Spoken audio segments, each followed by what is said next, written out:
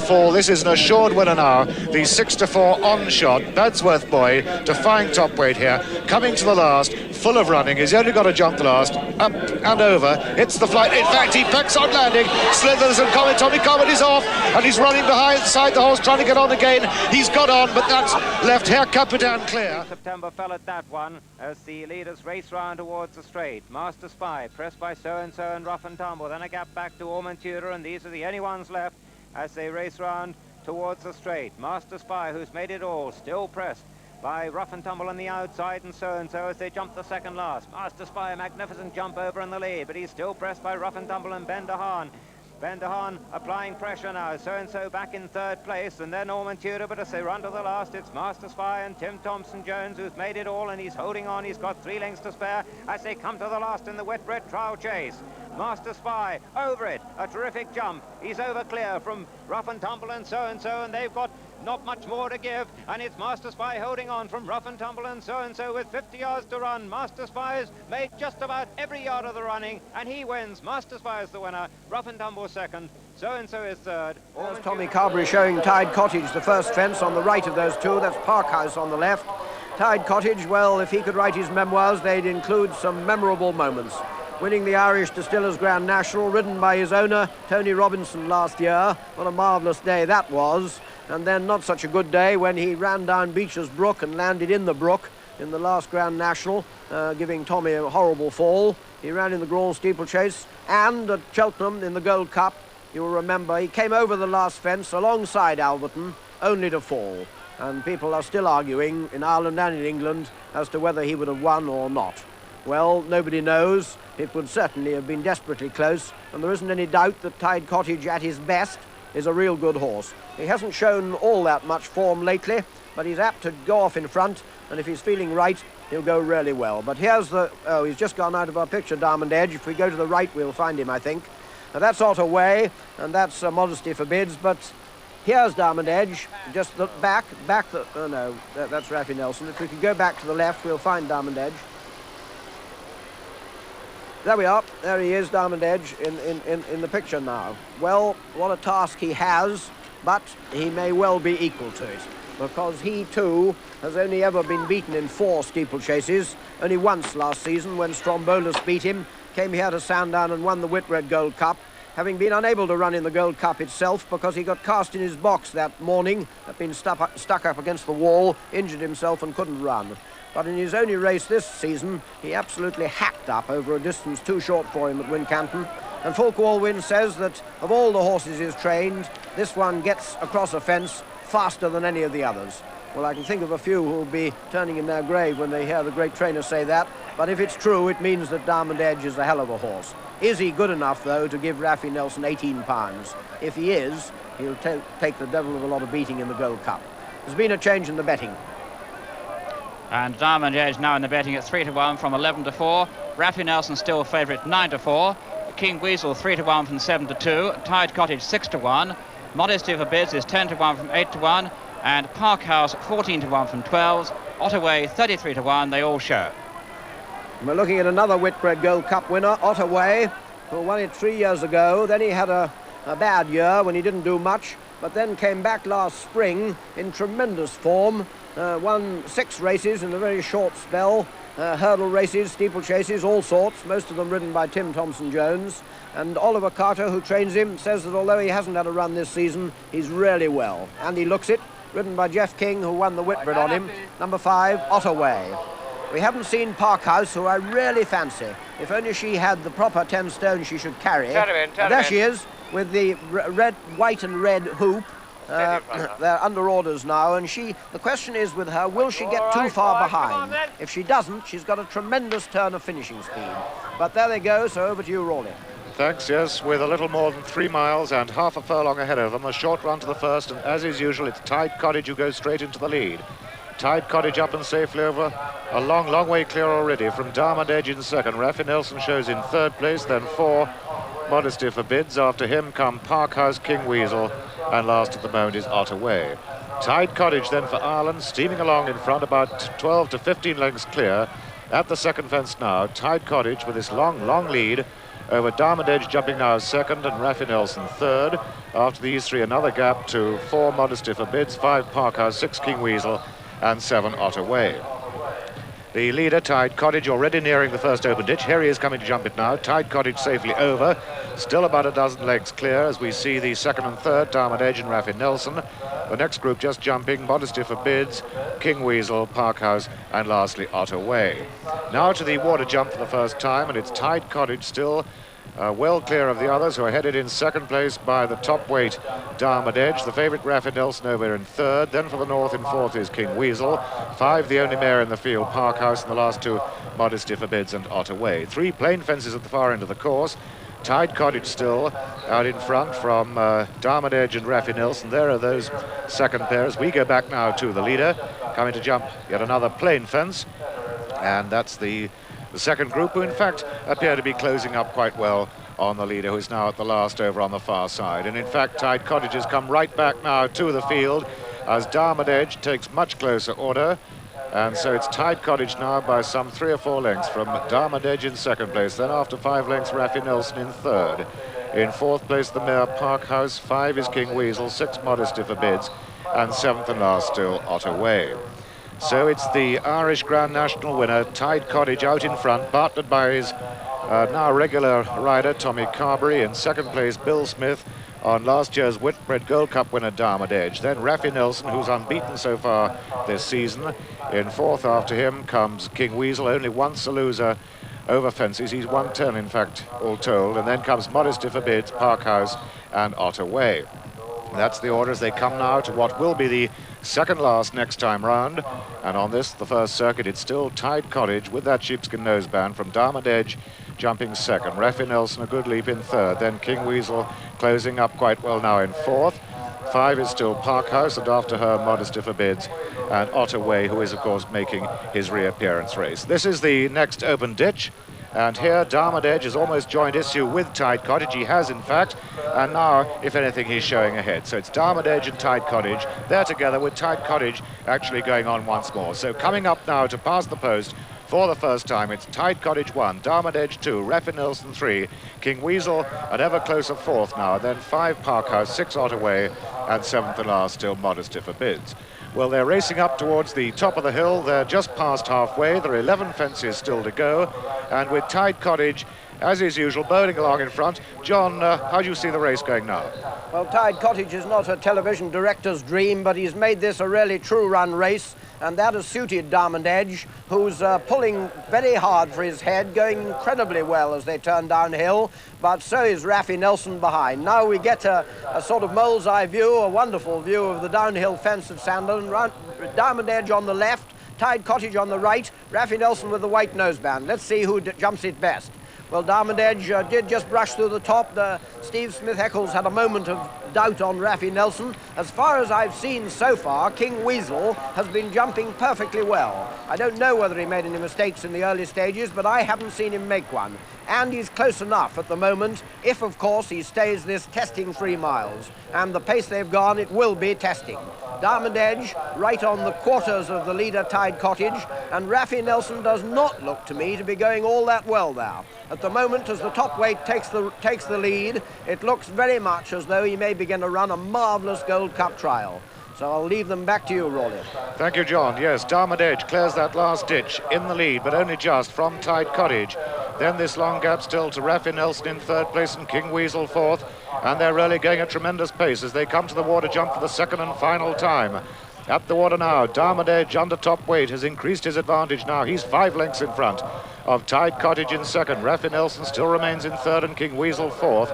And then we have to read quite a long way back to Modesty Forbids, Parkhouse, and Otter Way, who in fact has been pulled up. The 3 remaining plain fences on the far side. A bit of a mistake there by Tide Cottage, but he just hangs on to second in front of Raffy Nelson. Darmodedge, though, jumping first, with a lead of about 5 lengths now from Tide Cottage, hanging on grimly in second. Raffy Nelson not making any progress at the moment, still a pretty close third.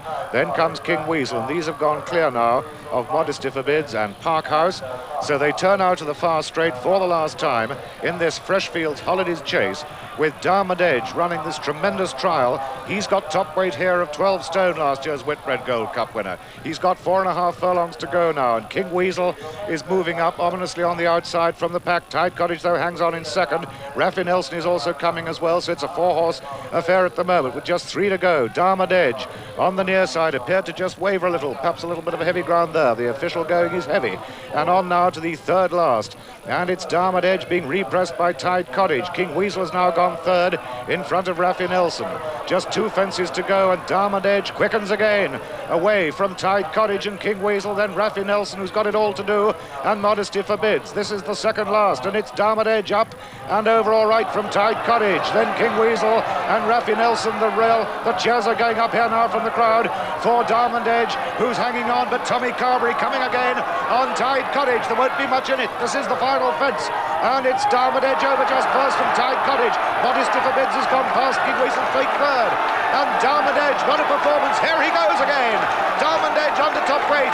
Tide Cottage could give no more. Modesty Forbids is running on well, but coming to the line, a great win for Darmodedge. Tide Cottage over the line second, Modesty Forbids third, King Weasel is fourth, 5 is Parkhouse the mare, 6 is Raffy Nelson, well beaten I'm afraid today, so Raffy Nelson loses his unbeaten record, flying a bit high perhaps in this company, and that's the lot, because Ottaway, as I say, pulled up over on the far side. Well, what a tremendous win for Darmodedge, returned here today at 11 to 4.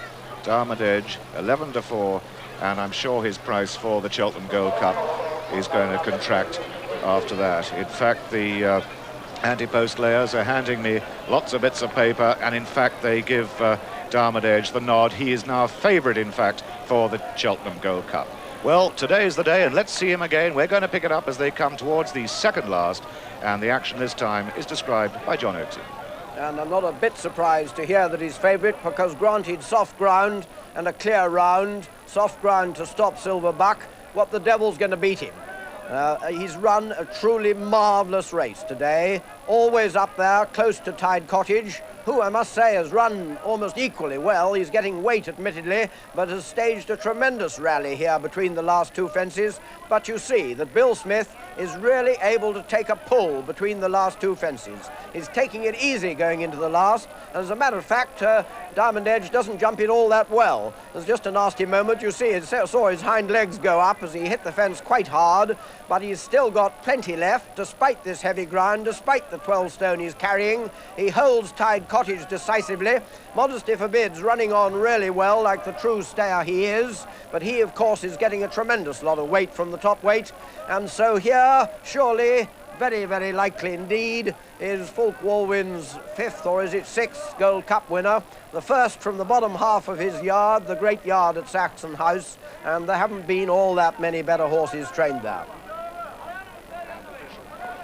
And official confirmation of the outcome of this Freshfields Holidays Chase. It's first, and the recipient of the first prize of £7,683, first number 1, Darmodedge, owned by Mr. S. Lockridge, trained at Lambourne by Fulk Walwyn and ridden by Bill Smith, and a double, of course, for trainer and jockey, who won the first race here this afternoon by 6 lengths with Never Lit Up. Second was number 3, Tide Cottage, owned by Mr. Tony Robinson, trained by Dan Moore in Ireland and ridden by Tommy Carberry. Third was number 8, Modesty Forbids, owned by Mr. Richard Peskin, trained by Josh Gifford, ridden by Chris Kinnan. The distance is 4 lengths and 2, and officially placed 4th was number 2, King Weasel. And this race a bit of a triumph, I think, for the Sire Honour Bound, because he was responsible for both the first and the second. They're both bay geldings by Honour Bound. Here's the reception now for Darmodedge. A terrific burst of applause, and I think the crowd here, a large crowd too, they realise they've seen a spanking good horse, and a horse now that could well go on and take the big one at Cheltenham. And certainly the bookmakers think so, because he's as short, in fact, as 5 to 2 for Cheltenham. Well, there he is, Darmodedge. Our last look at him, because we now join John with the prices. First, number 1, Darmodedge, 11 to 4. The second, number 3, Tide Cottage, 13 to 2. And third, number 8, Modesty Forbids, 10 to 1. Raffy Nelson started favourite at 9 to 4 and 7 ran.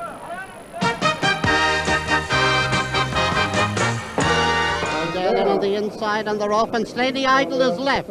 Slaney Idol is turned the other way and in fact refuses point blank to come round and come after them. But up in front now in the early stages, Bodell over on the far side, Irian in the centre, Bill Coleman right up with them too, Master Bundy and Black Raven, these are the leaders. Here they come now to this first flight, and this is truly the charge of the Light Brigade. Irian the leader, in the centre there, Bodell over on the far side, just behind these Black Raven, Court Play, well there too, and Daring Run in along the inside. Master Bundy out on the outside with Diomedes, Melodon is out here on the outside too, and back at the end of the field at this stage of Pearlstone, San Moritz, and back there Run with Pride. But as they head now to the second flight of hurls, it's Irian who's in the lead. Irian and Black Raven, and then comes Court Play, then Phil Coleman, Corrupt Chieftain moving up on the outside, and now they take the turn and go down towards the 1.5 mile mark, which is where the third flight of hurls is, and a cheer goes up for Slaney Idol. Cheer or jeer, I'm not too sure, but it's Irian who's in the lead. In second place is Black Raven, and very little between these. Melodon well there up on the outside, Phil Coleman in the centre, and there's a tumbler there. One of them is Timony and the other is Kil Coleman. They're both gone at that flight of hurls. Running round now to the 1.25 mile marker, and it's Irian who's in the lead. In second place is Black Raven, then comes Court Play and Bodell and Master Monday. After these is Connaught Ranger in along the inside, Melodon well there on the outside, Corrupt Chieftain right up with the leaders, so also is the Wonderful Lily, and now they're coming towards the next flight of hurls, and they've about a mile to go. Irian and Black Raven, these two have it together up in front, about 6 lengths in front of Court Play. Then comes Master Monday, Melodon has jumped up into third there, Corrupt Chieftain is just behind the leaders, and Bodell and Connaught Ranger is making ground, Wonderful Lily making ground, Daring Run and Rathenreen in the middle, Carrick Willie making some ground, and Prince of Bermuda making ground. But all these have a lot to make, but that gap that was up in front has closed. As they go over that flight of hurls, Black Raven, attended by a loose horse, and Irian are the two leaders. Wonderful Lily has gone up to them, and in along the inside, going well up to them, Spinning Saint well there, and also Melodon on the outside, and also making ground is Starfen, who's been making it steadily and has now gone up about 5th. Now they have just 2 flights of hurls to jump, just over a 1/2 mile to go, and that's Black Raven and that loose horse. And in second place is Irian, in third place is Wonderful Lily. Starfen stepping up steadily after these. Then comes Connaught Ranger. Corrupt Chieftain is making ground too, and so is Carrick Willie. Daring Run is making ground. They're all making ground, it would appear, as they come now to the second last. And here they come to that second last, with Willie McCabe getting his steering right, and Black Raven, and a tumbler there is Pearlstone, also Starfen has gone there, and now they turn into the straight. Wonderful Lily is a faller there too, and as they turn into the straight, it's Black Raven out in front, and here comes Daring Run, and here comes Connaught Ranger, and here comes Carrick Willie and Irian, and here they come now with Potato Merchant just in behind them. Here they come to the final flight of hurls, Connaught Ranger on the near side, and over on the far side, Daring Run, and in between them is Corrupt Chieftain. Carrick Willie coming with the run, and here's Potato Merchant after them as they race down to the finish. It's Connaught Ranger and Carrick Willie and Corrupt Chieftain, and as they go past the post, it is Carrick Willie, just the winner from Corrupt Chieftain. Connaught Ranger is next, and Applauso is next, then comes Potato Merchant, and they go way back then to the last one to finish, and that is Run for Pride. Last but one to finish was Gay Chance, and what a great finish it was, and what another lucky chance ride for one of the O'Toole horses. A couple of years ago, Jerry Newman got a chance ride on the morning of the race to ride Chinrulla, and he won. Yesterday afternoon, Tony Quinn got a chance ride on Carrick Willie, and now he's coming to the final ditch now in the National Hunt Handicap Chase. 6 from home, Mighty's Honor in the lead from, again, the same. Mighty's Honor was gone. He belted that and he unshipped Tommy Carberry. Left again the same in the lead. Cooler Fancy is second. Montesico is third. Peter Scott is fourth. Sweet September is fifth. That's the order as they jump the fence at the top of the hill. Again the same. Jumps the fifth from home, about 5 lengths clear of Cooler Fancy. Then comes Montesico, then Peter Scott, then Sweet September. You can count the rest out of it. And as they run down the hill, they've got 4 fences left to jump in the National Hunt Handicap Chase. And here is Jim Wilson bidding for the Ritz Trophy, the title here, the jockey's title, the rider's title at the 1980 National Hunt meeting. If he wins this one, he looks to have it. And it's again the same as Cooler Fancy's gone there. Cooler Fancy have fallen. Montesico is now second. Peter Scott is third. Sweet September is fourth. Fifth is Current Gold, who's making progress now. They're coming down to the third last fence, and it's again the same, about 8 lengths clear of Montesico. Then comes Peter Scott. Behind Peter Scott is Sweet September and Current Gold. And now it's again the same, racing towards the home turn with just 2 fences between him and victory in the National Hunt Handicap Chase. Jim Wilson on again the same from Montesico in second. In third place now is Peter Scott. 4 is Current Gold. 5 is Sweet September. So again the same, being pursued by the riderless Mighty's Honor now as he comes down to the second last fence. Current Gold is making good progress from the rear, but at the second last, again the same, jumps it clear of Current Gold, now going second, Montesico third, Peter Scott 4, and now again the same, coming to the final fence in the National Hunt Handicap Chase. Again the same, and Jim Wilson about 10 to 15 lengths clear. They jump it well. Current Gold is just coming to jump it now, jumps it second, and he's flying, but again the same, striding up towards the line from Current Gold second, Peter Scott, Sweet September and Montesico are next, and again the same is going to win it, and Jim Wilson's going to win his third race of the meeting as they come to the line. Again the same, wins the National Hunt Handicap Chase. Current Gold is second. It's going to be very close indeed for third, with Sweet September possibly just getting the better of Peter Scott. Kathmandu came next. One of the best looking horses undoubtedly in the race, Uncle Bing, number 2, and he's top weight. He carries 11 stone 11, and he's probably earned this high weight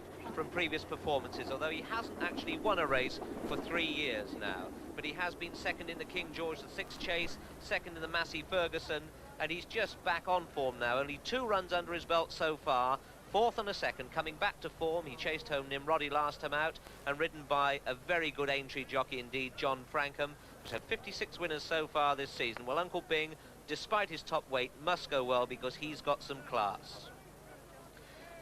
Go Metric and Uncle Bing, 7-1 joint favourites, and that'll just tell you how open the race is when 7-1 is the favourite. There's the other joint favourite. This is Sweet September by Tar Kogan, this one owned by Betty Meehan, and Biddy Meehan rather, trained by Bob Turnell and ridden by Andy.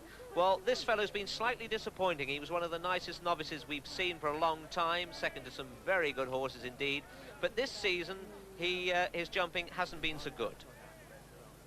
You can see the horses coming out now. This looks like Screen. Gila Decar's 9-1 from 8-1.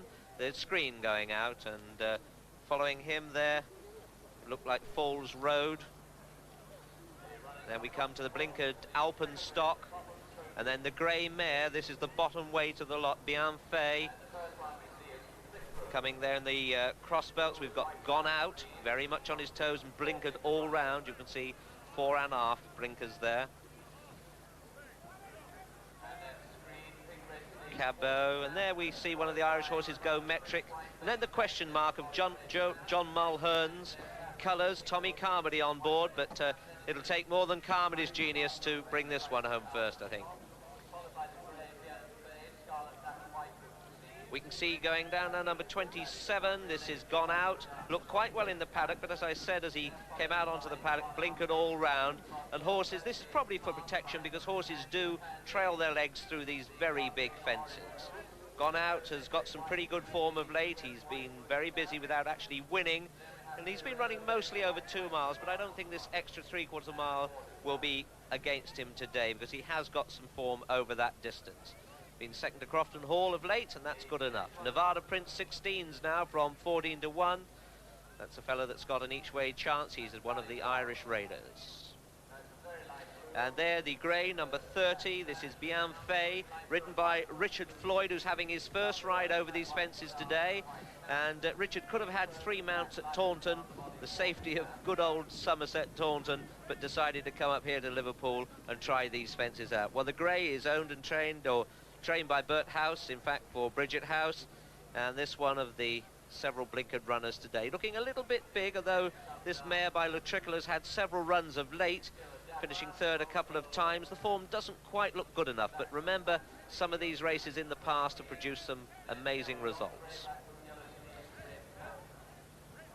The Chair is the third race in this race, and that of course comes as a very big shock early on in the race. Usually in the National anyway, horses have gone a whole circuit before they get to it. And there is the Chair with some extra wings on them this year. You can see above the actual fence itself those little white planks just sort of funneling the horses in, because of course this has been the spot where we've had a lot of trouble in the past. But it is a very narrow fence, probably the narrowest part of the course, which gives the illusion that the fence is bigger than any others, but it's plenty big enough. So back down to the start. You can see that the horse is all looking at the first. A lot of these horses will never have seen fences like this before. So just two quite easy fences before they get to the Chair. I hope they don't go as fast. We have some betting for you and some results. And it's interesting betting. Uncle Bing opened at 6-1 favourite. That's gone out 1 point to 7-1. And Go Metric, which opened at 8-1, has come back 1 point to 7-1. So we have joint favourites at 7-1, Uncle Bing and Go Metric. Kathmandu stays on 8-1. Galadeka 9-1. Sweet September, Doubly Royal and Blue Chrome are on 10s. On 16-1, we have Nevada Prince, Andy Pandy, Ballycross, Cumbria and Screen. 33-1 bar these. So, but you won't be able to see a spare space on Saturday. Kathmandu, one of the favourites. Gila Dekar is 10-1 from 9-1, drifting all the time. But this is one that the Irish fancy themselves. They have a strong hand here, but of course survival is going to be the name of the game. 24, big field for this. Last year we had 23 runners. There is Kathmandu nearest to us in the light colours, number 6 by Yellow God, this one, owned by John Craig, who's a big man in the hotel business, especially in Southport and around that area. Well, this horse had some terrific form early on. He likes to come rather late on the scene, doesn't like to be in front too soon, but having been second to Roller Coaster in the Tote Northern Chase, I was rather disappointed with him at the Cheltenham Festival only 10 days ago, but that was extremely heavy ground. So as the runners still circle, being regirthed, we have some betting for you. And we have a new favourite, Go Metric, 7-1. Uncle Bing has gone out to 8-1. Remember, it opened at 6s. Kathmandu, Giladeka, Sweet September and Doubly Royal, 10-1. Blue Chrome is now 12-1. On 16-1, Nevada Prince, Andy Pandy, Cumbria and Screen. Ballycross is 20-1 now from 16s, 33-1 bar. And nearest to us, 5, the new favourite. This is Go Metric by Kalkis out of Vulgo. This one ridden by Jerry Newman. He came into the paddock with a terrific smile on his face. I don't know whether that was confident or whether someone had told him a joke, but he's a winner of 3 of his last 4 starts, this fellow, including at Navan earlier this month. He had Andy Pandy a long way behind him that day. And one of the national fancies, Drum Roan, was third to this fellow. So if he wins today, Go Metric, you can start having your pounds on Drum Roan for Saturday at 33-1. Go Metric, a decent horse, but this ground, of course, not as heavy as he's been in of late.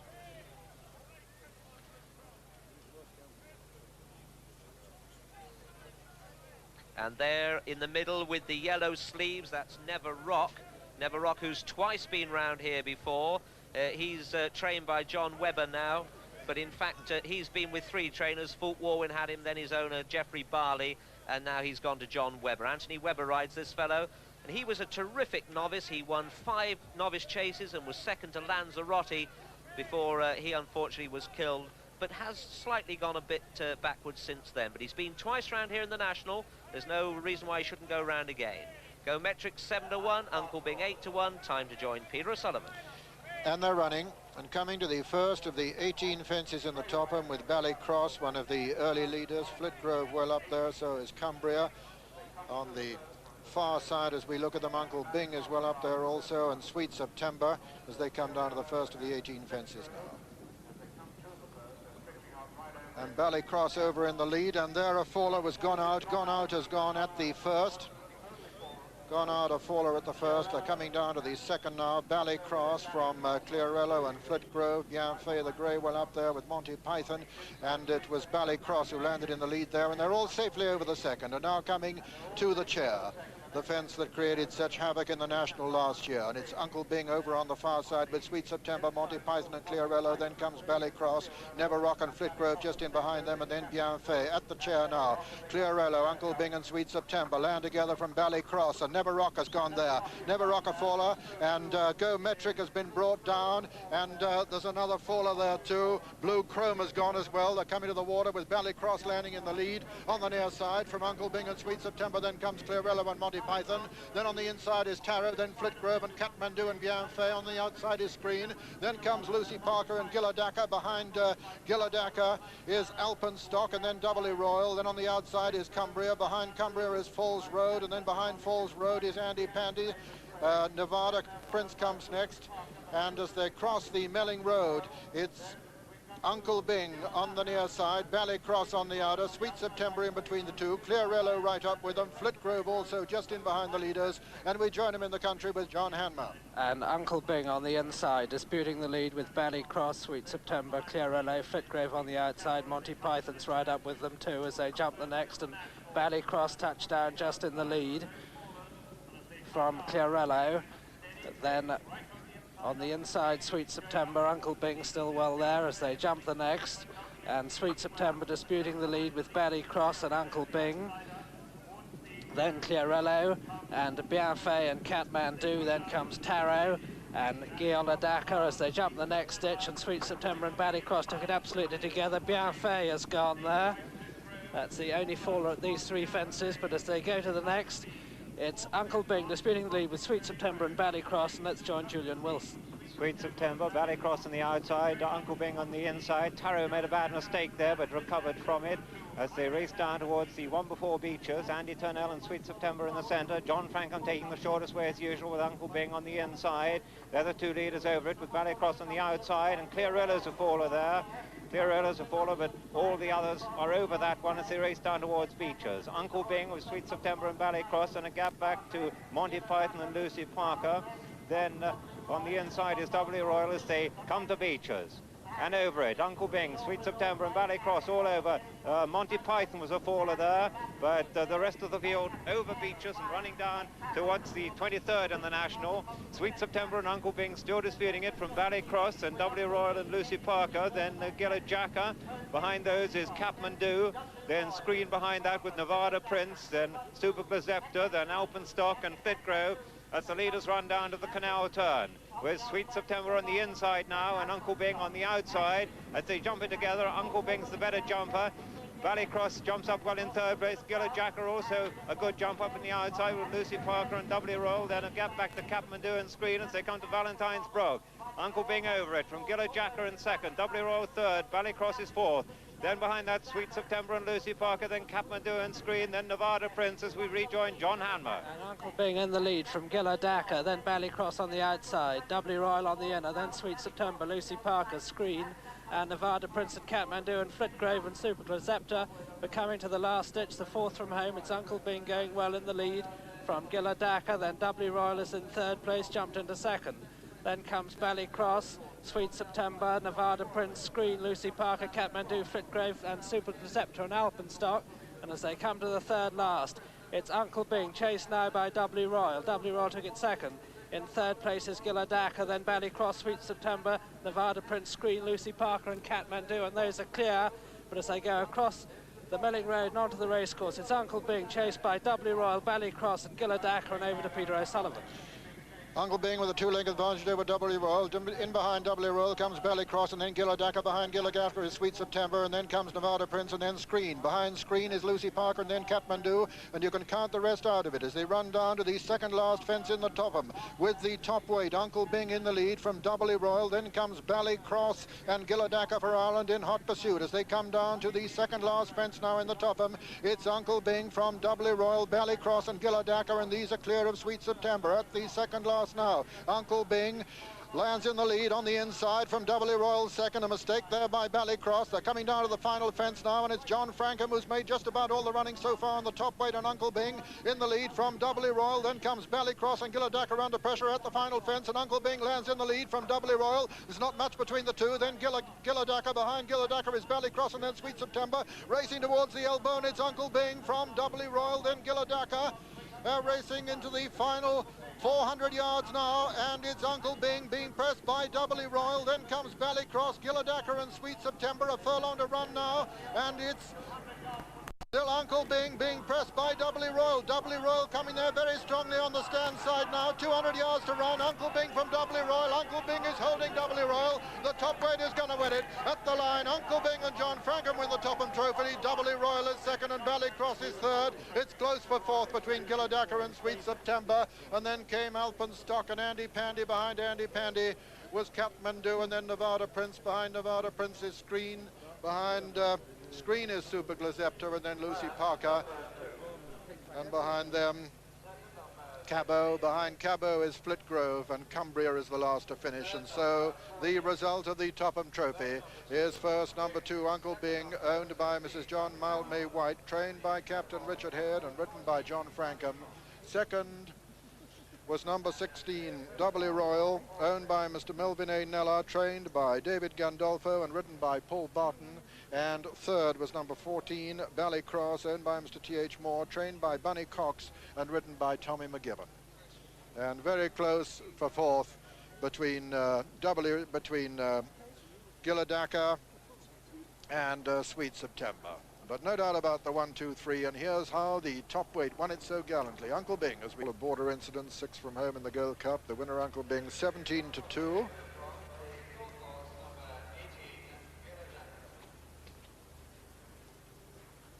And John Frankham, who rides rough and tumble in the National, weighing in after saving every inch of ground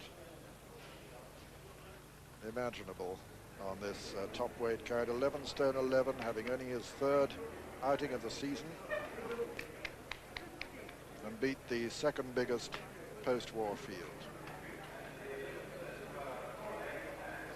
4 lengths and 6 lengths. The official margin. Uncle Bing by Romanier, out of a mare by No Orchids.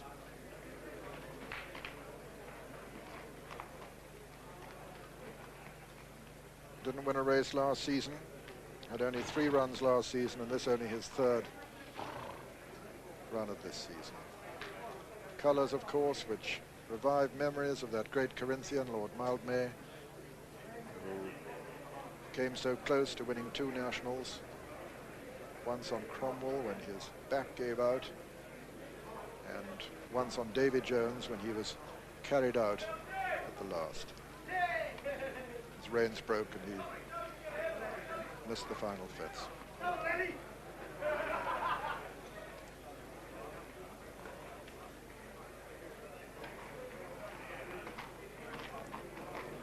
Conceding 1 stone 10, no less, to the runner-up, Doubly Royal. A really cracking performance. Rough and tumble up among the leaders, the Vintner and Coolish Hall, and they're off. And Levanka is the first to show as they run down towards the Melling Road on the first circuit. It's Levanka from Delmos, then Jur, then Drumrowan and Rubstick, and the Vintner over on the far side. Zongalero's on the near side. Delmos and Levanka disputing it now from Rubstick, Jur, Zongalero on the near side, Prince Rock, then comes So-and-so and Drumrowan and San Willen. On the inside is Rough and Tumble, over on the far side Coolish Hall with the Vintner, and as they cross the Melling Road and come to the first, over to John Hanmer. And Levanka in the centre of the course, Coolish Hall on the far side. Delmos and Rubstick are right up with them, and Delmos lands just in the lead from Coolish Hall. And Saul Keld has gone at the first. Manny Boy has also gone at the first, and as they jump the second, it's Delmos from Coolish Hall on the far side. Then comes So-and-so, Rubstick. Just behind Rubstick is the Vintner. They're all over the second. Sandwillen's right up there with Jenny Hembrow as they come to the big ditch, the third. Delmos over first. He pecked on landing. He's over in front of Coolish Hall. They're streaming over, and Churchtown Boy has gone at the rear of the field.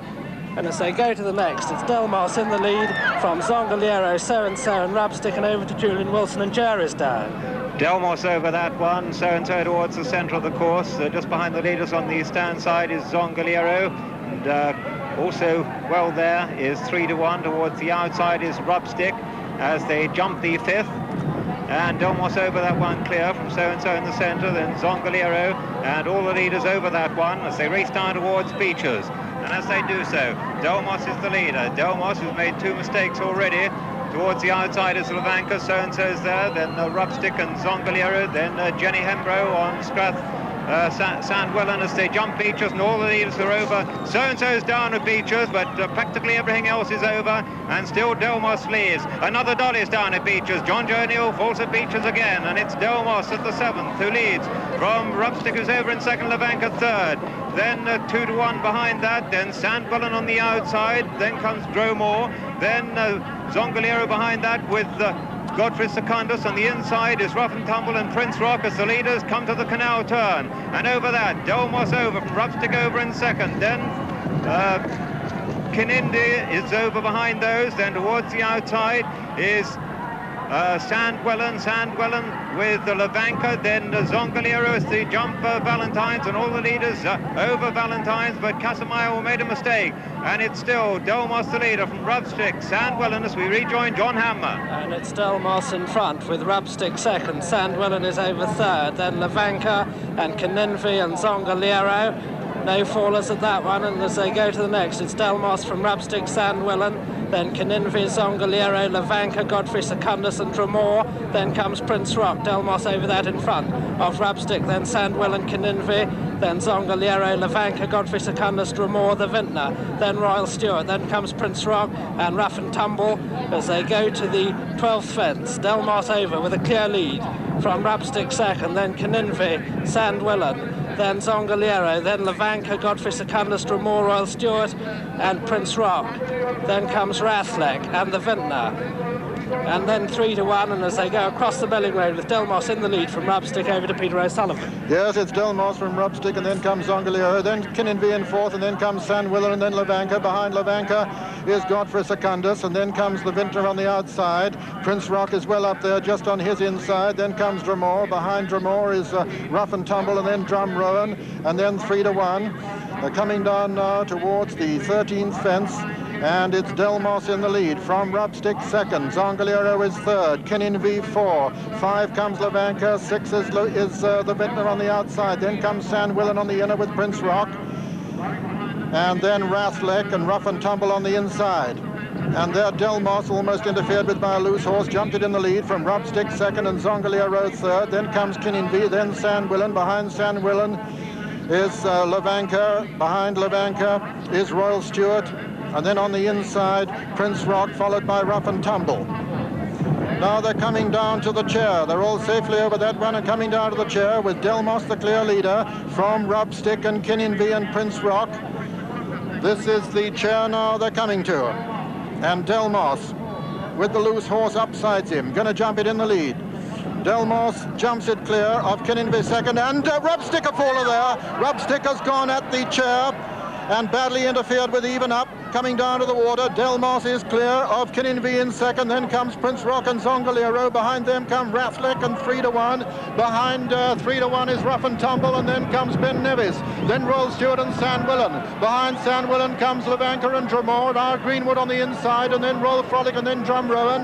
Behind Drum Rowan comes Jimmy Miff. Behind Jimmy Miff is Godfrey Secundus, Casamayor, the Pill Garlic. Behind them come Even Up, and last, in fact, is Flashy Boy. But now as they race across the Milling Road once again, it's Delmos in the lead from Prince Rock second. Third is Zongoliero. On the outside then comes Kinninby, then 3-1. Then Rough and Tumble making steady progress on the inside. Behind them come Rathlek, and then the Pill Garlic and Royal Frolic, and then our Greenwood, and over to John Hanmer.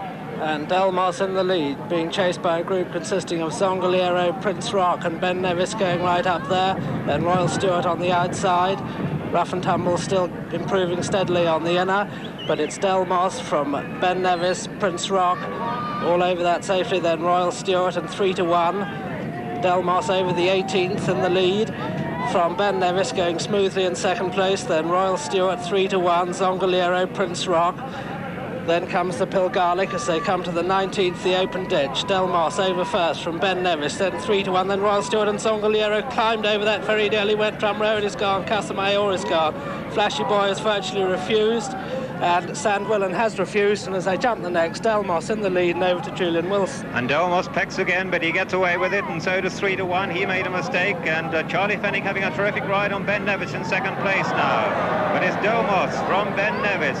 Behind the two leaders is 3-1. Then weakening is Rathlek behind that, and over the one before Beaches. 3-1 makes another mistake, but all the leaders over it as they run down to Beaches for the second time. Delmos, the leader from Ben Nevis in second place. Then comes 3-1, Royal Stewart on the outside.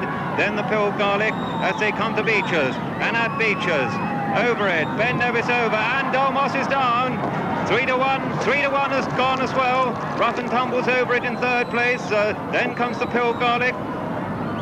And Jimmy Meff's also a faller at Beaches as the leader comes to the next. And now it's Ben Nevis who's clear as they jump the 23rd from Rough and Tumble in second. The Pilgarlic is third.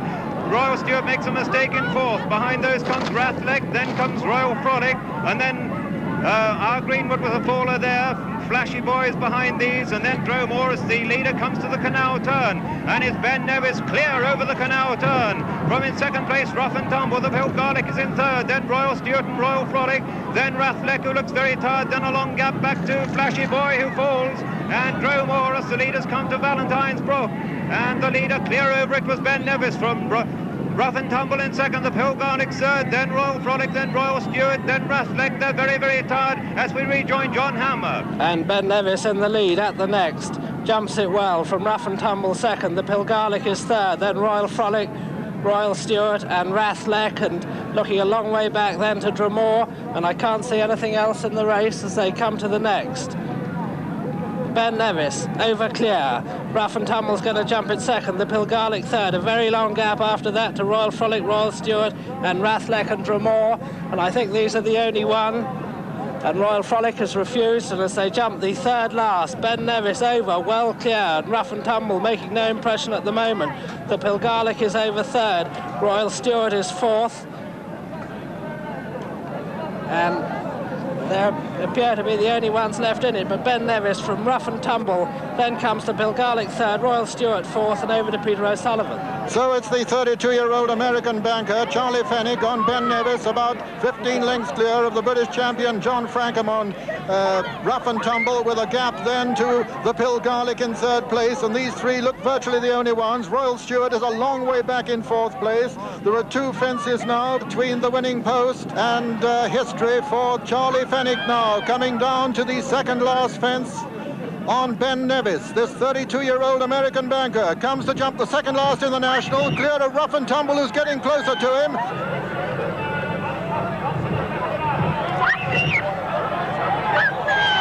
So it's Charlie Fennick now from John Frankham, Ben Nevis from Rough and Tumble. These two only in the National as they come to the final fence. Ben Nevis about 4 lengths clear of Rough and Tumble. Rough and Tumble under pressure. Ben Nevis lands about 6 lengths clear of him. They're coming down to the elbow. They've got over a furlong and a half to run in the National now, and it's Ben Nevis and Charlie Fennick from John Frankham on Rough and Tumble. Back in third place is the Pilgarlic. Then comes Royal Stewart in fourth. They're the only 4 horses in sight at the end of the National, and it's Ben Nevis getting tremendous American cheers here. Here's a historic triumph here. The second American amateur to win the National since the war. He's coming up to the line, the comfortable winner, Ben Nevis, trained by Tim Foster, who trained the winner with Well-To-Do, and he's won the National. Ben Nevis wins the National. Coming up to be second is Rough and Tumble, last year's third, and then that perennial visitor who's been fourth, fifth and sixth. Third he is the Pilgarlic, and coming up to be fourth will be Six more fences to jump, and it's Royal Mail and Jack Madness from Tenny Coon. Royal Mail, Jack Madness, Tenny Coon, then Laxon and Carrageen Hill. There was a faller at the rear of the field, which was Master Smudge. Master Smudge the faller, both horse and jockey quickly on their feet though, but it's Royal Mail in the lead from In second place, Tennycoon. Jack Madness is third. Laxon is 4. Then Jur is 5. Then Father Delaney 6. Then Carrageen Hill 7. Shady Deal is 8. They begin the turn into the home straight with just these 3 fences to jump, and it's a very closely knit thing here. Father Delaney again improving on the wide outside, going really well with just 3 to jump in the Whitbread. Father Delaney, Tennycoon, Jack Madness and Royal Mail, and Jur coming into the picture. They've got just 3 to jump, and as they come down to the third from home, Royal Mail, Father Delaney, Jur and Tennycoon virtually in line, but with 3 to jump, it's Royal Mail that touches down in the lead. Royal Mail from Tennycoon and Father Delaney, then Jur and Jack Madness. They've got 2 to jump in the Whitbread, and it's Royal Mail in the lead from Tennycoon in second, Father Delaney and Jur coming down to the second last, and it's Royal Mail from Tennycoon in second, then Jur and Father Delaney. They just got 1 to jump, and it's Royal Mail in the lead from Tennycoon, the long-time leader, putting in a renewed challenge. But here comes Father Delaney and Jur as they come down to the final fence. Royal Mail, Father Delaney, Jur and Tennycoon, and on the run in, it's going to be a really close thing. It's Royal Mail from Father Delaney, Jur and Tennycoon, and as they race up to the line, it's Royal Mail just holding on as they go up to the post. It's Royal Mail who wins the Whitbread from Father Delaney second, Jur is third, then Tennycoon is fourth, and Laxon disappointing in fifth. Old MacVitie and Sweet September, Tide Cottage and Master Smudge. These are the leading quartet as they come to the first of the 22 fences, and Anthony Robertson going to touch down in the lead. Tide Cottage lands in the lead from Master Smudge and MacVitie, then Laxon and Sweet September. Little gap then to Scroggy as they come to the second. Tide Cottage, Master Smudge and MacVitie and Laxon, Sweet September and Scroggy, Father Delaney, Coolish Hall, Little Roo and Jack Madness. Quite a long round to the next. So Anthony Robertson on the Gold Cup winner, Tide Cottage, in the lead from Master Smudge, MacVitie, Laxon, Sweet September, Scroggy, Father Delaney, Jack Madness, Coolish Hall and Little Roo.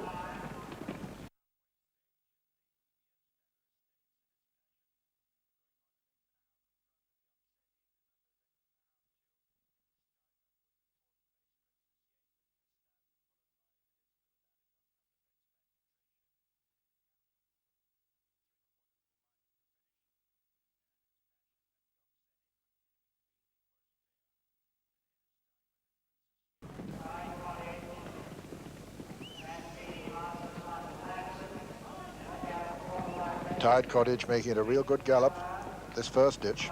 Tide Cottage, Master Smudge, MacVitie and Laxon. Then Father Delaney, behind Father Delaney, Sweet September, then Scroggy and Jack Madness, Coolish Hall and Little Roo. Another plane, the 6th. And all safely over it. Come to another ditch now, Tide Cottage, Master Smudge, MacVitie and Laxon.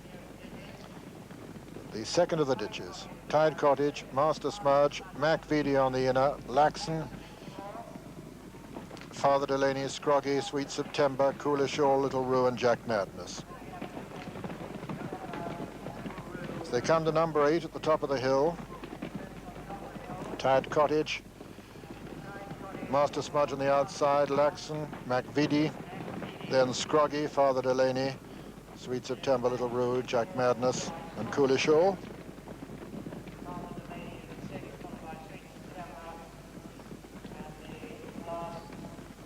Tide Cottage jumps the 9th from MacVitie, Master Smudge and Laxon and Scroggy, and Little Roo has gone there. Little Roo have fallen at that one. The horse up all right and continuing, his rider getting to his feet. Bender Hahn, he's unhurt, coming down to the next fence, the 10th. Tide Cottage from Master Smudge, MacVitie and Laxon, then Scroggy and Father Delaney and Coolish Hall and Sweet September and Jack Madness. So the 3 Gold Cup principals now, 1, 2, 3, Tide Cottage, Master Smudge and MacVitie. That's the order in which they finished in the Gold Cup. Laxon is 4th, then comes Scroggy and Father Delaney and Sweet September and Coolish Hall and Jack Madness. The fence that'll be the second last on the next circuit, the 11th. Slight mistake there by MacVitie, the old veteran on the far side. Hasn't lost any impetus there, apparently. Tide Cottage, Master Smudge, Laxon, MacVitie. Over the 12th. From Scroggy and Father Delaney, a mistake there by Coolish Hall, Jack Madness and Sweet September. So 10 left to jump, and 42-year-old Anthony Robinson on his own Tote Cheltenham Gold Cup winner, still in the lead. There's top weight, Tide Cottage from Master Smudge in second. McVitie is third, Laxon 4. Father Delaney and Scroggy are very close, 5 and 6.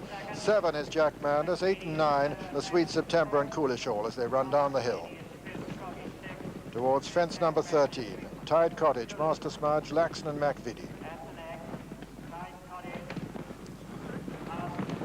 Now to the water for the final time. Tide Cottage, who's made all the running so far, from Master Smudge, Laxon, McVitie, Father Delaney and Scroggy.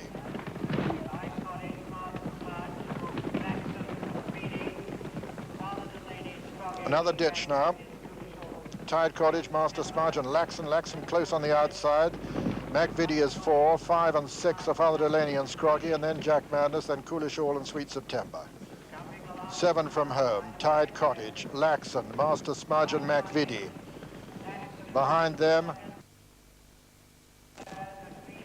and now coming to the final ditch, 6 from home, Laxon going up on the outside of Tide Cottage, Master Smudge and then McVitie close, and then Scroggy. Behind Scroggy is Father Delaney. That was the last ditch.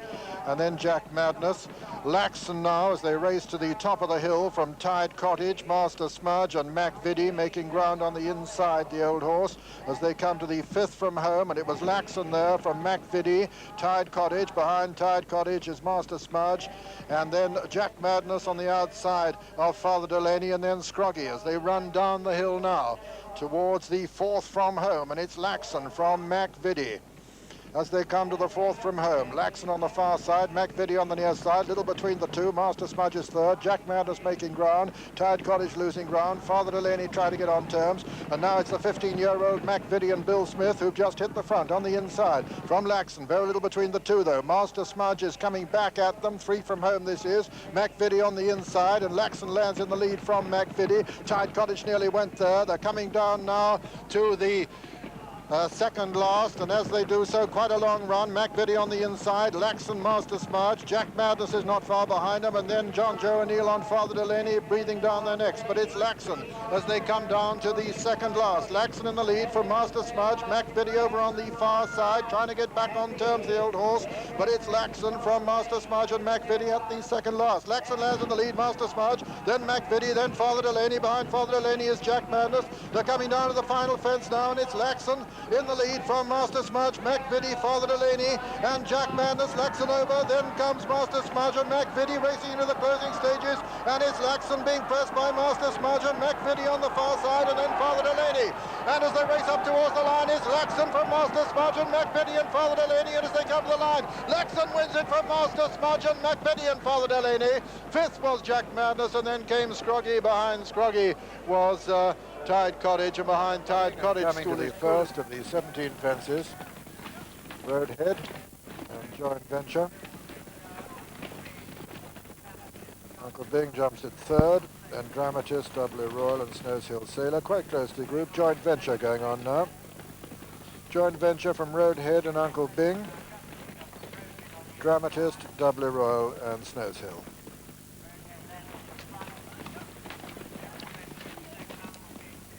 They've got 8 plain fences before they come to the water, and then 2 ditches thereafter. 10 and 12, the ditches. Uncle Bing and Joint Venture from Roadhead and Snows Hill Sailor, W. Royal and Dramatist.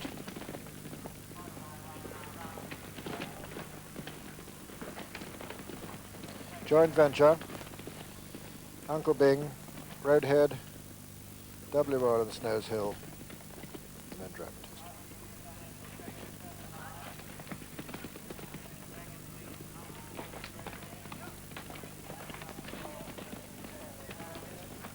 Joint Venture from Uncle Bing and Roadhead.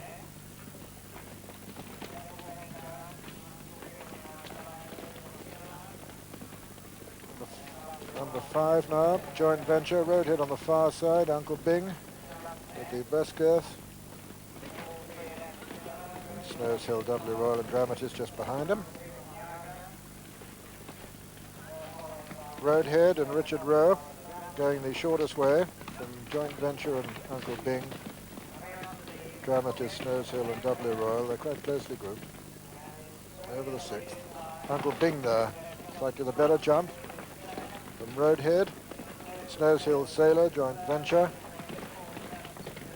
Dramatist and Doubly Royal. Over the 7th. Uncle Bing and Roadhead together from Joint Venture, Snows Hill, Doubly Royal and Dramatist as they race uphill. One more plain fence before the water. The ditches, numbers 10 and 12. 17 in all in this Sean Graham handicap chase. Roadhead and Uncle Bing together from Joint Venture, Snows Hill and Doubly Royal and Dramatist.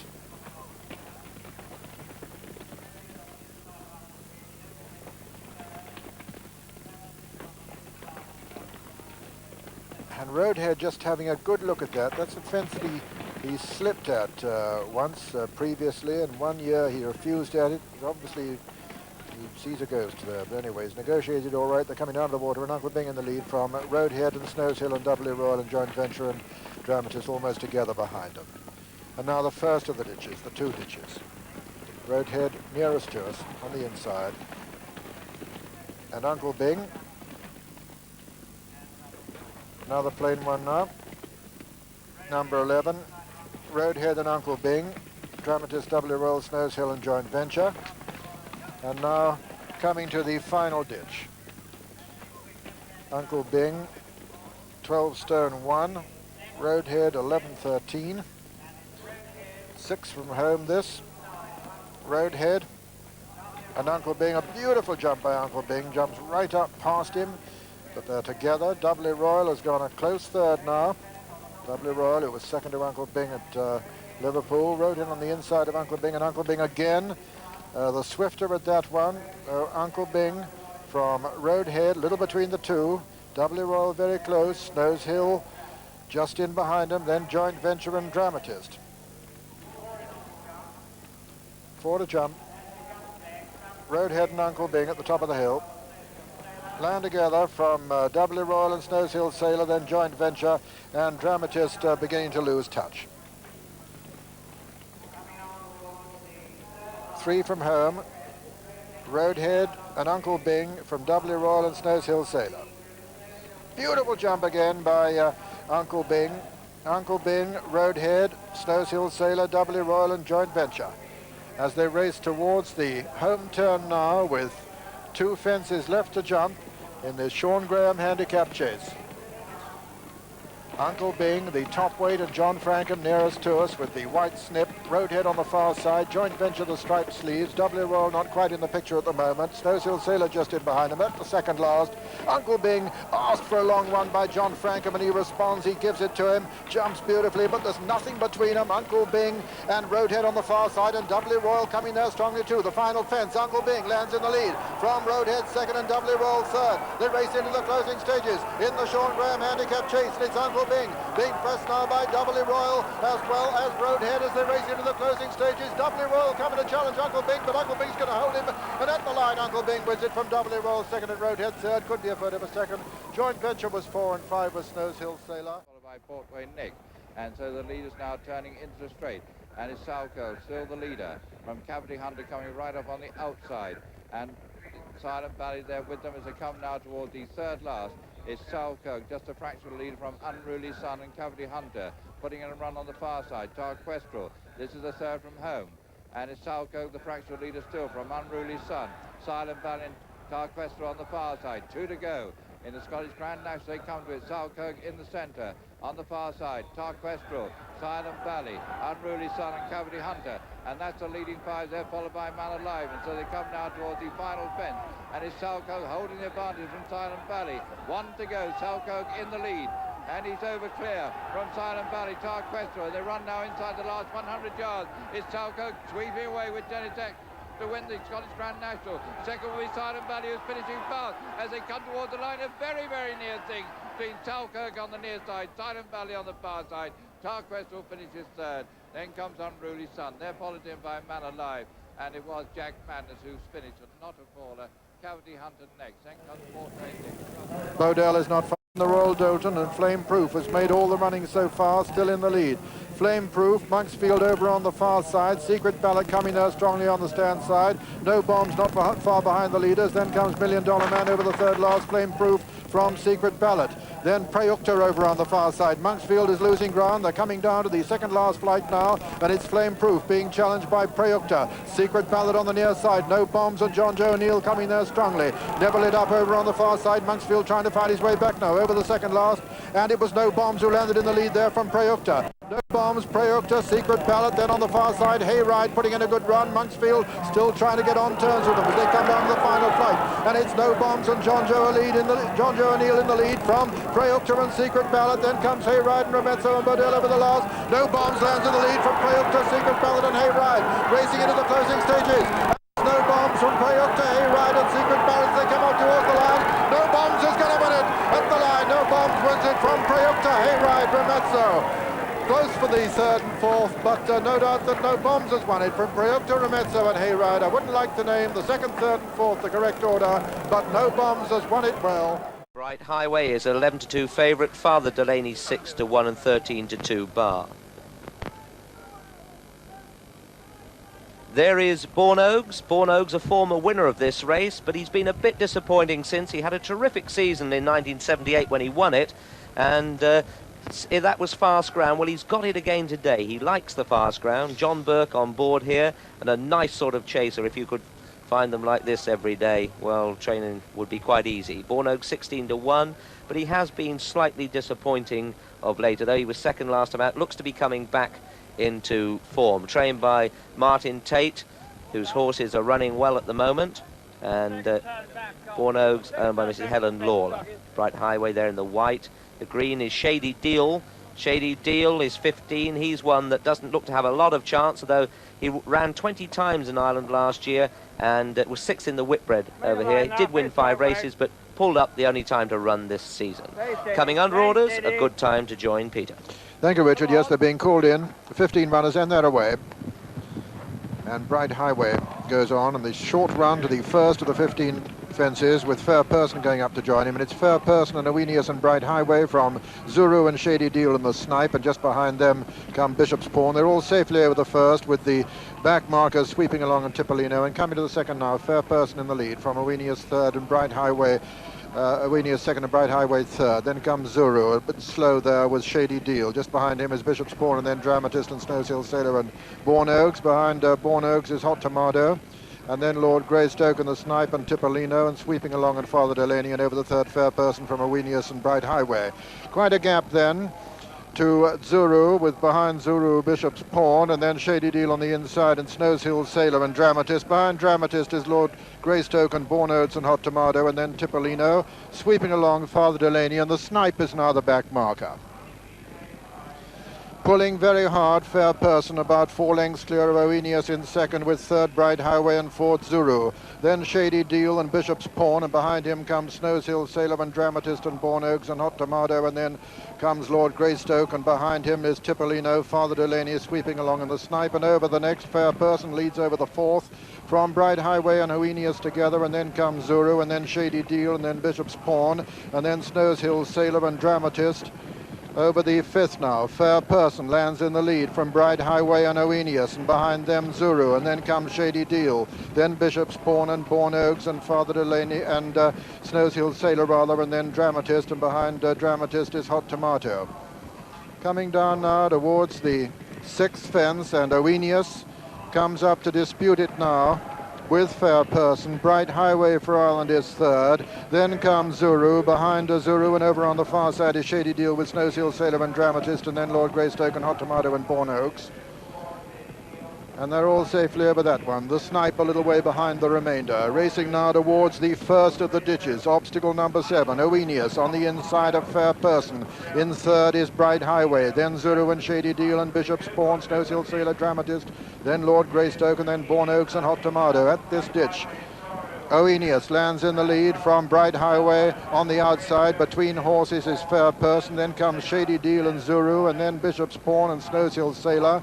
Then comes Lord Greystoke and Bourne Oaks, the previous winner. Then Dramatist going well in the centre of the field. Hot Tomato on the inside. Tipolino sweeping along, and then Father Delaney, and finally the Sniper coming down to the 8th. Another plain fence. Oenius and Bright Highway. Oenius a mistake there. Bright Highway landed just in the lead. They're all safely over it. Coming to the water now for, of course, the only time. Obstacle number 9 this. And Bright Highway disputing it with Oenius. Shady Deal on the inside, then Zuru and Bishop's Pawn. A beautiful jump there by Bright Highway with Jerry Newman. Bright Highway in the lead from Oenius. Zuru on the outside, on the inner Shady Deal. Bishop's Pawn very close to them. 6 from home this. Bright Highway lands in the lead. Then comes Oenius, then Bishop's Pawn and Zuru very close. Lord Greystoke's making ground on the outside, and so is sweeping along. Fair Person has dropped back to last place. Coming to the next, over the 11th. Bright Highway landed in the lead. From in second place, Oenius, and third is Bishop's Pawn. Then Zuru, then Hot Tomato making a bit of progress on the inside. Then comes Lord Greystoke. On the outside of Lord Greystoke is Dramatist and sweeping along. Coming to the final ditch now, and it's Bright Highway, 4 from home in the lead at the final ditch. Bright Highway lands in the lead from Oenius on the inside, then Zuru, then Bishop's Pawn. Then comes Hot Tomato. On the outside of Hot Tomato is sweeping along. They're racing to the top of the hill now, beginning the run down, the long run down to the next fence, and Bright Highway in the lead from Zuru in second. Then comes Oenius. Behind Oenius is Lord Greystoke, and then sweeping along. Behind sweeping along is Hot Tomato. Then Bourne Oaks trying to get into the picture too. Coming down now to the third last fence in the Mackerson Gold Cup, and it's Bright Highway being pressed by Zuru, sweeping along. Then Bishop's Pawn, then Oenius, then Lord Greystoke, and then comes Bourne Oaks and Dramatist. They're coming down to the second last fence now, and it's Bright Highway being pressed by Zuru, sweeping along. Hot Tomato moves into fourth, then Bishop's Pawn over the second last. Bright Highway landed in the lead from Zuru, sweeping along, and then Hot Tomato rounding the home turn now with just 1 fence to left to jump in the Mackerson Gold Cup, and it's Bright Highway for Ireland being pressed still by Zuru, sweeping along, and Hot Tomato as they come down to the final fence. Sweeping along becomes the challenger. It's Bright Highway on the far side, sweeping along on the near side. Sweeping along on the near side, Bright Highway on the far side. Bright Highway lands in the lead. Jerry Newman now from Richard Rowe as they race into the closing stages. Bright Highway going away from sweeping along, and Bright Highway's going to win it in great style. First winner at Cheltenham, Julio Browns with their first runner. Bright Highway has won it, sweeping along is second. Lord Greystoke is third, Father Delaney 4, and then Zuru and Hot Tomato behind them, Oenius and the Snipe and Bourne Oaks. Then came Dramatist and Bishop's Pawn, and behind him Snowshill Sailor last was Tipolino. And so the result of the Mackerson Gold Cup, first number 7, Bright Highway, owned by Mr. George Strawbridge Jr., trained by Michael J.P. O'Brien, and ridden by Jerry Newman. Second was number 9, Sweeping Along, owned by Mrs. M. Slade, trained by Josh Gibbard and ridden by Richard Rowe. And third was number 8, Lord Greystoke, owned by Mr. Edward Etherington and Mr. J.A. Bendel, trained by Gordon Richards and ridden by Neil Doughty. And officially it's a photo for fourth place, a photo between Zuru and Father Delaney. And the immediate sequel is that the William Hill organisation make Bright Highway the 8-1 favourite for the Hennessy Cognac Gold Cup, whereas the late William Hill's brother Ward Hill makes Bright Highway a 14-1 count. Is 6-1 favourite. Henry Kissinger 7-1. Drusus also 7-1. Bremont Don 8-1. Lord Greystoke and Sweeping Along 9-1. Western Rose and Hot Tomato 12s. Duke de Balbec 14-1, 16-1 bar. And very shortly be under orders. Just watch out for Duke de Balbec here. Ron Barry's mounting the blue colours because he refuses every now and again, but when he doesn't, he's a very good racehorse. There he is, the chestnut walking towards the middle of frame, but they're coming in to orders. Over to you, Peter. Yes, the white flag up, they're under starters orders and they're away. West Giro on the inside, one of the first to show with Duke de Balbec and Henry Kissinger, but West Giro going clear as they come to the first of the 17 fences in this Massey Ferguson Gold Cup. West Giro jumps it in the lead rather deliberately from Lord Greystoke on the inside of Hot Tomato right up there with them. Then Duke de Balbec and Henry Kissinger just in behind their Magic Tip, Romany Count, and Collars and Cuffs, and the back marker at the moment is Drusus. and West Giro taking him along from Henry Kissinger and Duke de Bolbec over the third. Then Bremont Don, Collis and Cuffs and Lord Greystoke, and just in behind there Magic Tip. Behind Magic Tip is Nary Binney, and then Hot Tomato has lost a bit of ground, and then Crown Matrimonial. And the back marker now is Bachelor's Hall. Henry Kissinger goes up on the outside of West Giro to take it up. Duke de Bolbec is third, Bremont Don 4, then Lord Greystoke 5, Collis and Cuff 6, and 7 and 8 are Nary Binney and Magic Tip, and just in behind them Hot Tomato, Western Rose. Behind Western Rose is Drusus, and then sweeping along, coming to the fourth, Henry Kissinger from West Giro and Duke de Bolbec. Then Bremont Don, then Lord Greystoke and Collis and Cuffs and Magic Tip and Nary Binney, and behind them Western Rose and Hot Tomato and Bachelor's Hall over the fifth. Little between there, between Henry Kissinger. Collis and Cuffs has gone there and brought down Drusus. Collis and Cuffs have fallen over and has brought down Drusus, and it's still Henry Kissinger in the lead from West Giro. Not a lot between the two. Duke de Bolbec is third. 4 is Bremont Don, then comes Lord Greystoke and Hot Tomato and Western Rose and Nary Binney and Magic Tip, Bachelor's Hall, and behind them Romany Count sweeping along, and finally Crown Matrimonial. West Giro and Henry Kissinger from Duke de Bolbec. As they come up to the fence, it'll be the last on the next circuit. They jump it almost in line, the three leaders. Within fourth place, Bremont Don. 5 just behind him is Lord Greystoke. And then comes Magic Tip. Behind Magic Tip on the inside is Nary Binney. And then Hot Tomato and Western Rose, and sweeping along, and Bachelor's Hall and Romany Count, and finally Crown Matrimonial.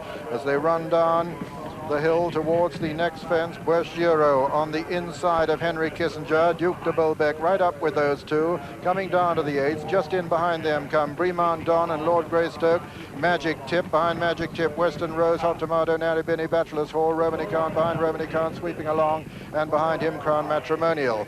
Coming down now to the water. Fence number 9, West Giro and Henry Kissinger with Duke de Bolbec on the outside, little between these three. Then come Lord Greystoke and Bremont Don, both fallen jockeys all right, and mounts up as well. On the outside comes Magic Tip, and then Western Rose and Nary Binney, and Romany Count, who's made a bit of ground, then Bachelor's Hall sweeping along, and finally Crown Matrimonial. Coming down to another plain fence, that was a ditch, and on the inside it's West Giro. On the outer it's Henry Kissinger with Duke de Bolbec. Just in behind them come Lord Greystoke and Hot Tomato. Behind them Magic Tip, and then Western Rose, then Bremont Don. 6 from home, and the final ditch this one, and West Giro in the lead. West Giro jumps the final ditch in the lead from Henry Kissinger and Duke de Bolbec, and Romany Count a faller at the ditch. Romany Count has gone there, and at the top of the hill, 5 from home, it's West Giro in the lead by about 3 lengths now from Duke de Bolbec and Henry Kissinger. Just in behind them Hot Tomato. Then comes Lord Greystoke with Magic Tip. They're closely grouped in behind. Then Western Rose sweeping along is beginning to get on terms with them too. Racing down now towards this fourth from home now, and it's West Giro being pressed by Duke de Bolbec. West Giro on the inside, Duke de Bolbec, then Bremont Don. Henry Kissinger a faller at that one, and it's Henry Kissinger has brought down Crown Matrimonial, and it's Duke de Bolbec challenging West Giro now.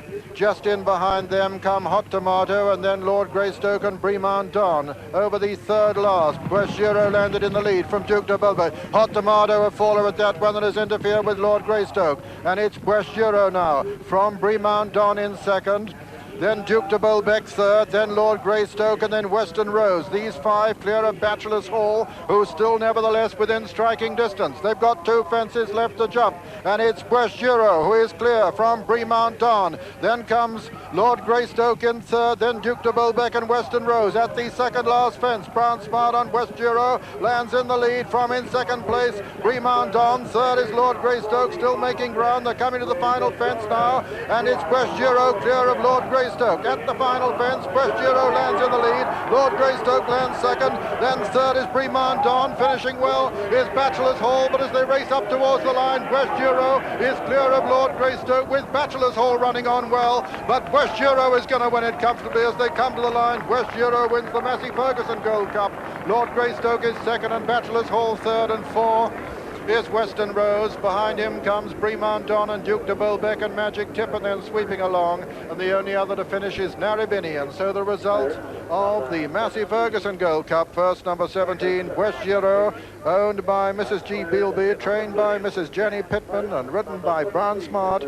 Second was number 8, Lord Greystoke, owned by Mr. Edward Etherington Jr. and Mr. J.A. Bendel, trained by Gordon Richards and ridden by Neil Doughty. And third was number 2, Bachelor's Hall, owned by Mr. and Mrs. Peter Harris, trained by Peter Cundall, ridden by Steve Smith-Eccles. And fourth was number 5, Western Rose. They've 4 fences to jump now, and Bouchereau also making ground.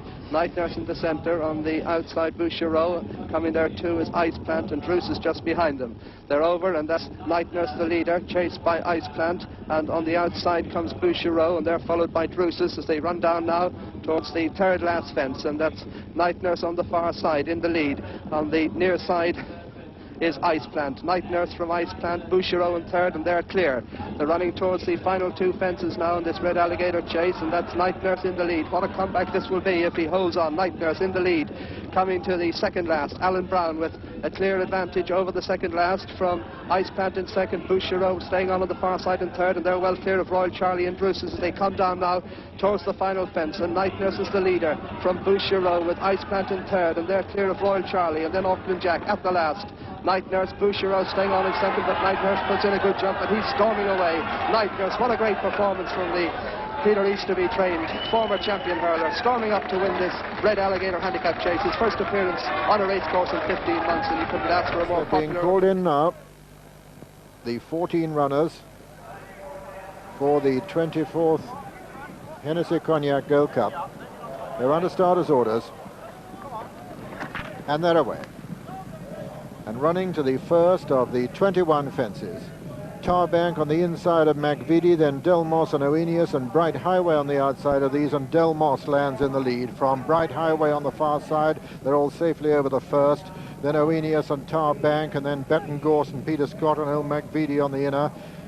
Then comes Just a Game and Artistic Prince as they jump the second, and safely over that one. Snowflyer made a little bit of a mistake there. Delmos going on from Oenius and Bright Highway and Tarbank and Betten Gorse and McVitie and Peter Scott. Just a Game and Zongolero and Artistic Prince and Silent Valley over the third. And then comes Snowflyer and Scroggy and Father Delaney. That was the order, and it's Delmos in the lead from Oenius and Bright Highway and Tarbank and McVitie and Silent Valley and Artistic Prince. Betten Gorse and Peter Scott and Just a Game and Zongolero, and behind them Father Delaney, Snowflyer and Scroggy. That was the fourth. Coming down to the next, Delmos from Oenius, Tarbank, Bright Highway, McVitie, Silent Valley, Artistic Prince on the inner, Just a Game. Then comes Peter Scott and Betten Gorse, and behind them Father Delaney and Snowflyer, Zongolero and Scroggy now the back marker as they begin to swing left-handed and race towards the cross fence, with still Delmos as they race towards fence number 6 of the 21 in the lead. From Oenius in second, Tarbank is third. Just in behind them comes Silent Valley and McVitie and Bright Highway, and behind them Artistic Prince and Peter Scott and Just a Game and Betten Gorse, and then Zongolero, Snowflyer, Scroggy and Father Delaney. Coming to the cross fence now, Delmos going to land in the lead.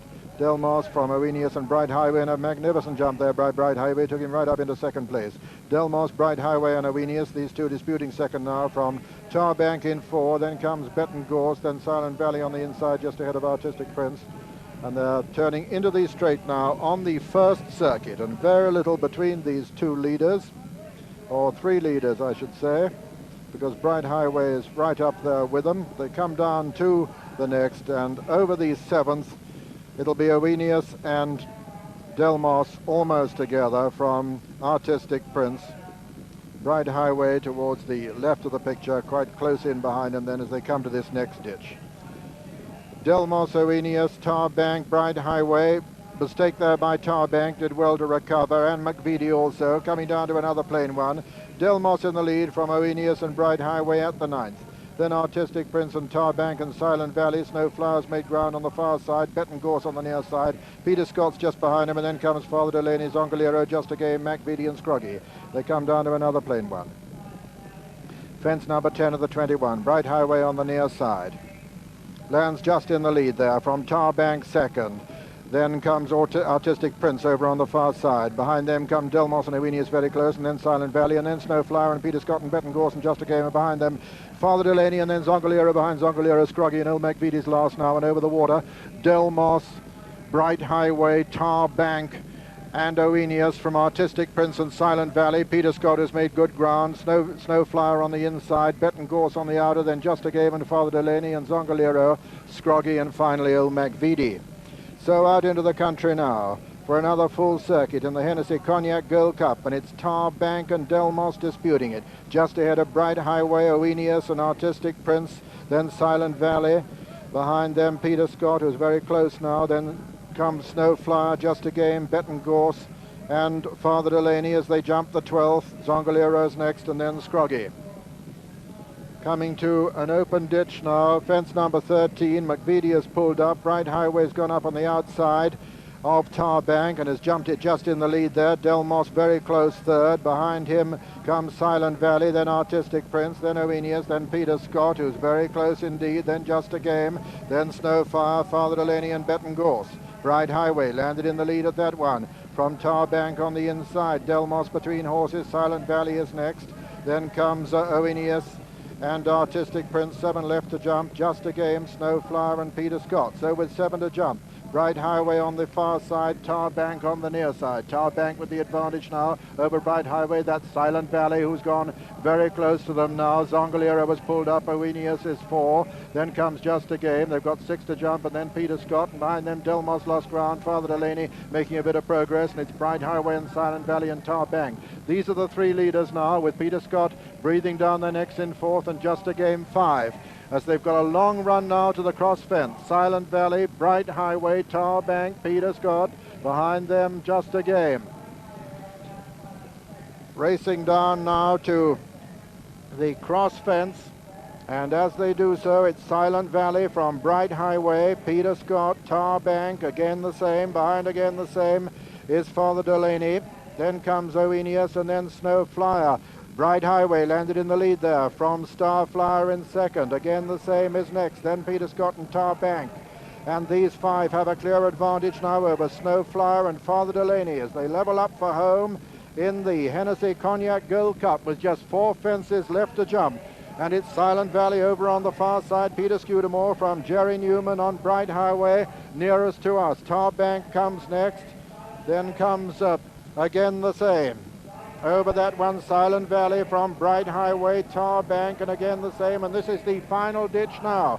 Silent Valley from Bright Highway, Tarbank, again the same, and Peter Scott over the final ditch, and it was just Bright Highway. Tarbank a faller there. Tarbank a faller at the third last, coming down now to the second last, and it's Bright Highway and Silent Valley from Peter Scott, and again the same. Over the second last, Silent Valley lands in the lead from Bright Highway, then again the same, and Peter Scott. They're coming to the final fence now, and it's Silent Valley from Bright Highway. Peter Scott has moved into third. At the final fence now, Silent Valley with the advantage over Bright Highway. Silent Valley on the far side lands in the lead from Bright Highway. It's Silent Valley on the far side, Bright Highway on the near side, Jerry Newman and Peter Scudamore as they race into the closing stages. Silent Valley on the far side, Bright Highway forging ahead now. Bright Highway going away now from Silent Valley as they race to the line. Bright Highway has won the Hennessy Cognac Gold Cup from Silent Valley in second. Peter Scott is third, and again the same 4, Artistic Prince 5.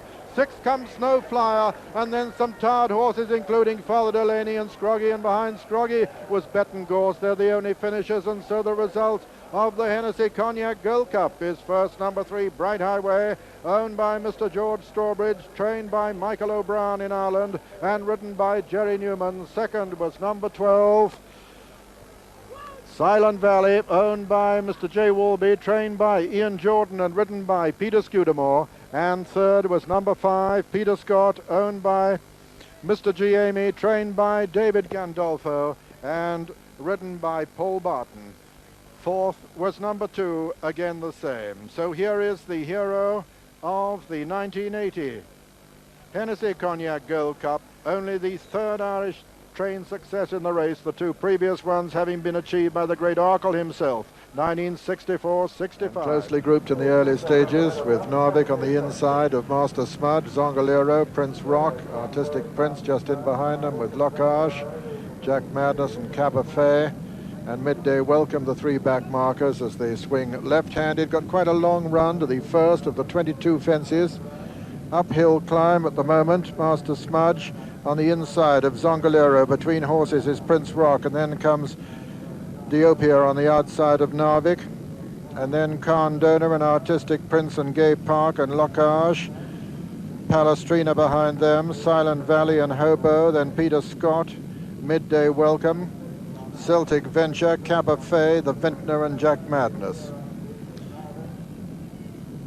As they race now towards the first of the 22. Master Smudge on the inside of Prince Rock, with on the far side Zongolero, and very little between these three. The 18 horses quite closely bunched and all safely over the first. The second is an open ditch. Master Smudge and Prince Rock together, from Zongolero, Artistic Prince and Narvik and Locage, and behind them Khan Donor and Caberfait. Bad mistake by the Vintner over the third. Prince Rock and Zongolero and Master Smudge and Narvik on the inside. Locage on the outer, then Artistic Prince. Then Khan Donor and Caberfait as they jump the water. Narvik landed just in the lead over the water from Zongolero. They're all safely over it. The Vintner a little bit behind the other 17, but Narvik with the fractional advantage from Zongolero, Master Smudge, Prince Rock, Artistic Prince, Khan Donor, Locage over the fifth this.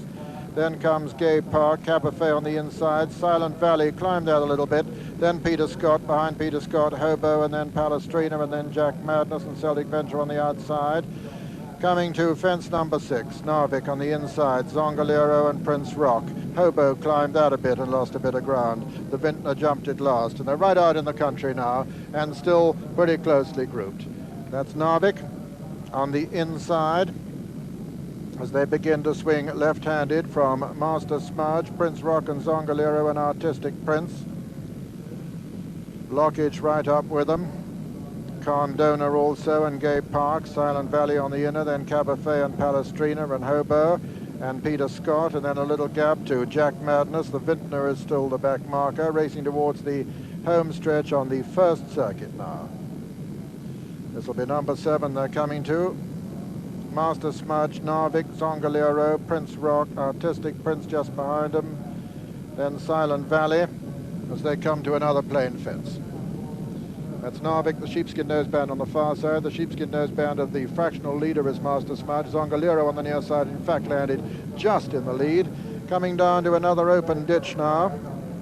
The 8th, Master Smudge, and Narvik, Prince Rock, Zongolero towards the outer. Artistic Prince right up with them, Caberfait and Silent Valley and Locage, and then Gay Park, and then Peter Scott. As they come to fence number 9. Zongolero towards the far left, Master Smudge over on the right with Narvik.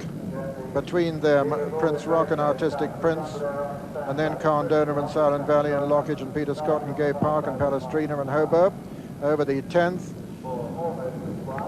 And all still standing as they jump the 10th. Coming to the fence now, that'll be the last on the next circuit, and it's Narvik, Master Smudge, Zongolero, Artistic Prince, Prince Rock and Locage, who made a mistake there, went through that one but recovered well. Khan Donor comes next with Caberfait and Silent Valley, and then Peter Scott is quite close.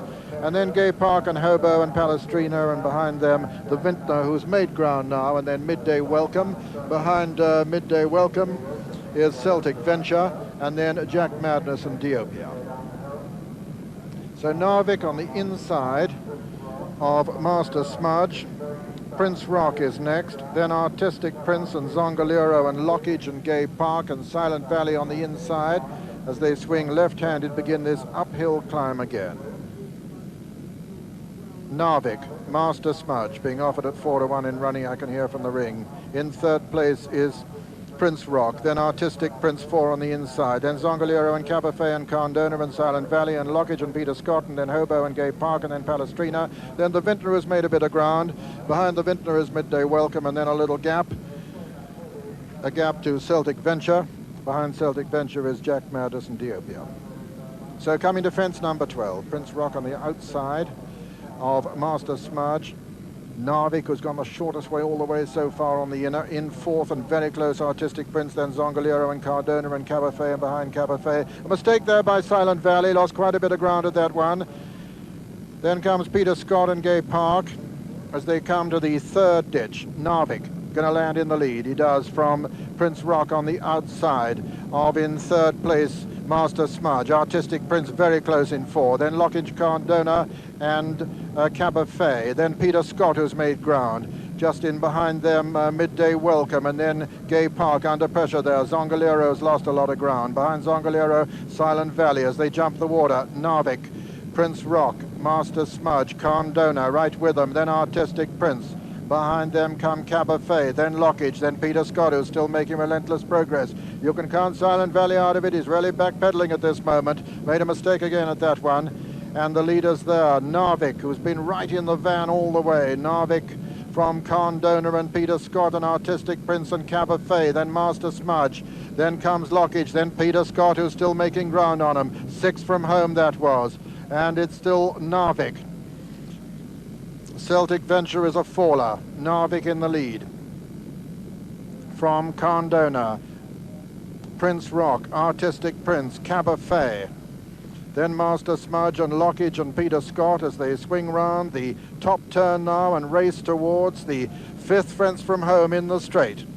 And as they do so, it's Prince Rock and Narvik disputing it from Artistic Prince third. 4 is Cabafe, 5 Lockage, 6 Cardona, 7 is Master Smudge, 8 is last year's winner Peter Scott, who's got a lot to do at the moment, and they're turning for home now, and as they do so, it's Narvik still in the lead. On the inside of Peter Scott, who's second. Prince Rock, who's second. Artistic Prince is third, Cabafe 4. As they come down now to the 5th from home in the Corals Welsh National, and it's Narvik who's going to land in the lead. Narvik over from Prince Rock second, Artistic Prince third, Cabafe 4, Master Smudge 5, 6 Lockage, 7 Midday Welcome. Coming down to the final ditch now, 4 from home. Narvik in the lead from Prince Rock and Artistic Prince. Narvik by 3 lengths from Prince Rock second, Artistic Prince third, Cabafe is 4, Master Smudge 5. Coming down now to the third last fence, and it's Narvik still for the informed stable of Neville Crump with a 5-length advantage. Narvik and John Frankham jump it well clear of Prince Rock in second, Artistic Prince third, Cabafe 4, Master Smudge 5, Midday Welcome 6. Coming to the second last fence now, Narvik clear of Prince Rock at the second last. Narvik over, makes a bad mistake but gets away with it. Prince Rock is second, Artistic Prince third, and Cabafe 4. Coming to the final fence now, Narvik a long way clear of Prince Rock and Artistic Prince. Narvik at the final fence now. Here's Prick, comes to jump it, jumps it well, gets away from it fast. Prince Rock jumps it second, Artistic Prince jumps it third, then come Master Smudge and Cabafe, and racing up towards the line, and Narvik wins it for the North. Narvik trained by the only man who'd previously won the race, Neville Crump. And at the line, Narvik is the winner of the Corals Welsh National. Second is Prince Rock, and third Artistic Prince. Fourth will be Master Smudge. Behind them, Cabafe, then Midday Welcome, then Gay Park. Behind Gay Park is the Vintner and Cardona, and all the remainder, with one exception pulled up, and the one exception, the locally trained Diopia, ridden by Mrs. Linda Sheedy, who will be the last to complete the course. But very, very few fallers. The majority of the others pulled up. There is the last horse to finish. And so the result of the Coral Welsh National is first, number 8, Narvik, owned by Lady Cadogan, trained by Neville Crump and ridden by John Frankham. Second was number 11, Prince Rock, owned by Mr. Michael Buckley, trained by Peter Bailey, ridden by Bob Davies. And third was number 16, Artistic Prince, owned by Mr. Robert Stigwood, trained by Mrs. Jenny Pittman, ridden by Brown Smart. And fourth was number 1, Master Smudge.